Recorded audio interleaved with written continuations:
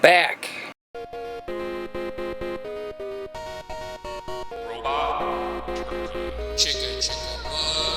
Nintendo, retro wrestling, Xbox, movies, retro.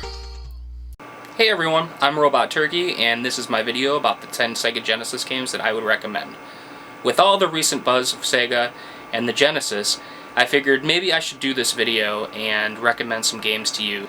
Perhaps you're unfamiliar with the system, perhaps you're a veteran, and you might want to look for something that you haven't played before.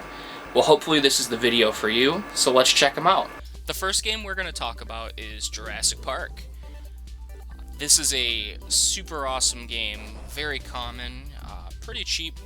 You can start off with either Grant the human or the raptor. Grant's alright. He's a pretty chill guy. Basic platforming, you have guns and stuff. But for me, the raptor's where it's at. Like, you can attack the humans for invading your whole park. It's pretty fun. The controls are pretty easy and basic. Here I am sucking. And you can bite another raptor in the neck, so that's cool. There are a lot of levels. It's definitely worth a good playthrough. If you've never played it, it's worth. My footage, I don't think, does it a whole lot of justice. I wasn't playing my normal, traditional way, so sorry about that. But yeah, definitely Jurassic Park has to be on the list. Highly recommend it.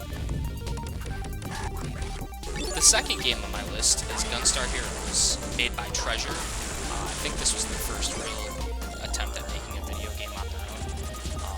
Highly recommend it. Great graphics, fun boss battles, 2-player co-op, which is also very nice.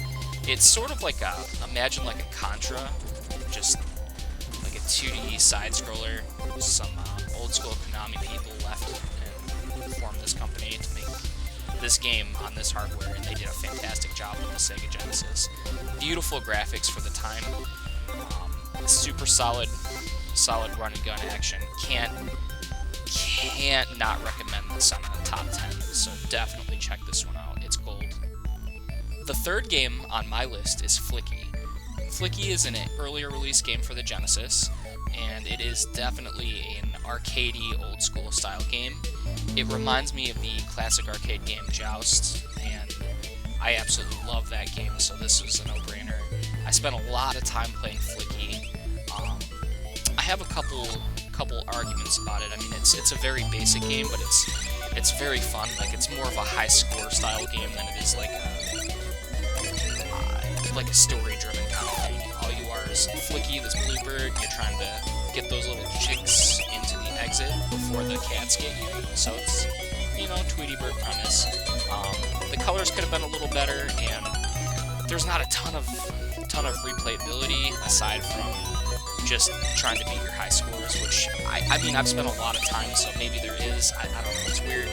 But I highly recommend it. It's one of those things where it looks kind of strange, but once you play it, it's definitely addicting. So my fourth game on the list is Rocket Knight Adventures. This is something strange because Konami made this phenomenal character, and it's kind of like their platformer from the 16-bit era. Like, there was Sparkster, that was also on Super Nintendo.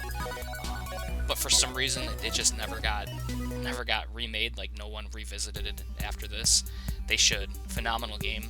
You have like this jetpack that makes sense for the name Rocket Knight. You're a possum, an opossum. Pretty fun game. Graphics are phenomenal. It's not super difficult, but it's definitely one of the better platformers. Easily, it kind of went under the radar back in the day. Like, I think a few people knew about it. It's kind of more common, like, after the fact. So definitely check this one out. It's super fun. You can probably tell from the gameplay, the sprites are beautiful, phenomenal. Boss battles are cool too. Like, check that out. Is that not awesome? It kind of reminds me of Robotnik a little bit. So the fifth game on my list is Super Street Fighter 2. This is a phenomenal Street Fighter game. The music is a little bit different. Like, the colors are a little bit different from the Super Nintendo. The music, some of the sounds. Character list is pretty full. You got like Pei Long, which isn't in a lot of the earlier editions of Street Fighter 2.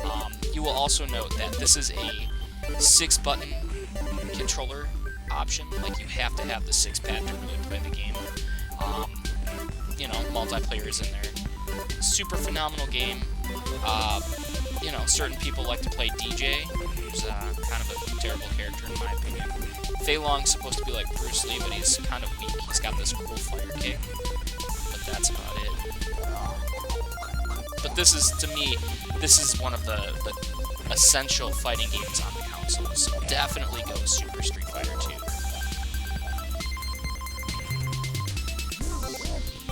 2. Number 6, Monopoly.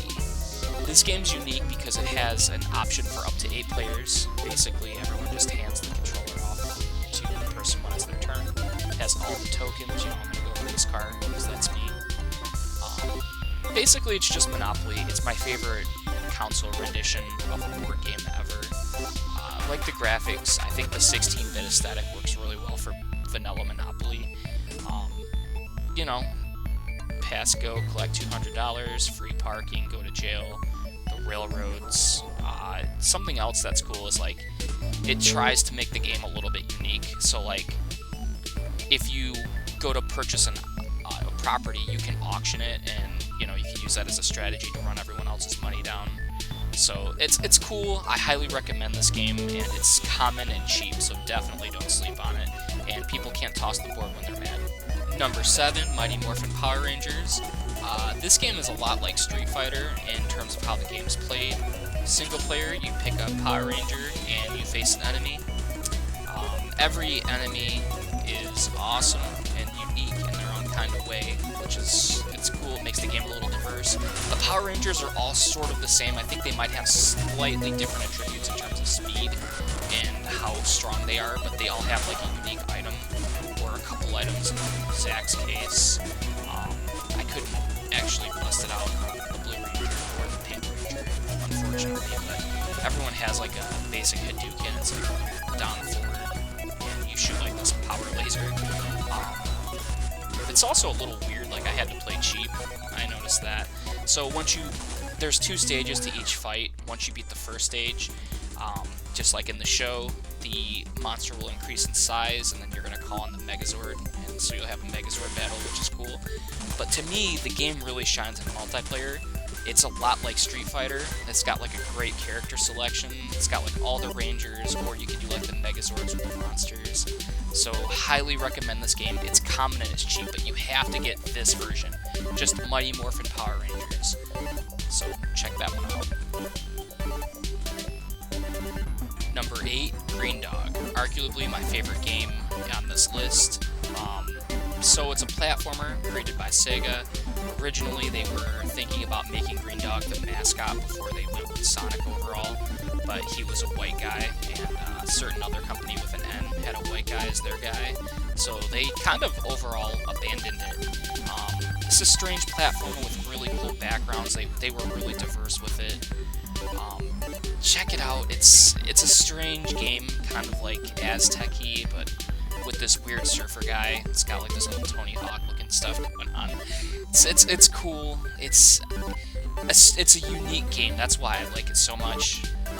It's sort of like a hidden temple kind of thing, mixed with like a surfer attitude. Cool boss battles. It's not too long, and I think it's pretty common. So check this one out. Highly recommend it. Number 9, EA NHL 94. So, if there's one thing that the Genesis was known for back in its heyday outside of Sonic, it was sports games, and there are a ton of sports games you can find for, like, nothing. However, NHL 94 is one of the absolute best sports games ever made, at least in my opinion. This is one of the best ways of playing it. It's very similar to the Super Nintendo, and I think that comes down to preference of which one you want to play. The one-timers here, great hits, as you just saw. I laid that Anaheim Duck out pretty well. It's a fun game. I absolutely... This is like a highlight reel of bad shots for me, and also failed goaltending. So check this game out. It's the best sports game on the system. Definitely worth it. And number 10, Dynamite Headdy. So this is made by the same studio that brought us Gunstar Heroes Treasure, and this is their, in my opinion, most beautiful game on this console. I think this is easily the most beautiful game on the console. The game sort of reminds me of like Kirby in terms of like power-ups and abilities and how the game's played. Instead of being like a fluffy ball, you're this weird puppet with this head that does a bunch of different things. It's upgradable within the levels, so in different scenarios you'll do different things with the head. It's a really strange game, but it's so good. Like the little bit I played, there's like mini games in it. You use your head like to platform, so it's cool. I don't know how to explain it. Like, look at the background and how it looks. It's really, they push the boundaries of this console. It's one of the best 16-bit looking games in my opinion. Fun boss battles. I don't know if there's anything more to say. Like, this is like a no-brainer. It's a single-player game, so keep that in mind. Sugar. What? So those are my 10 recommendations. I think I'm gonna do another list very soon. Let me know what your favorites are below. And also, if you like this video, make sure to like and subscribe. I appreciate the view. Thank you so much. Catch you again next time.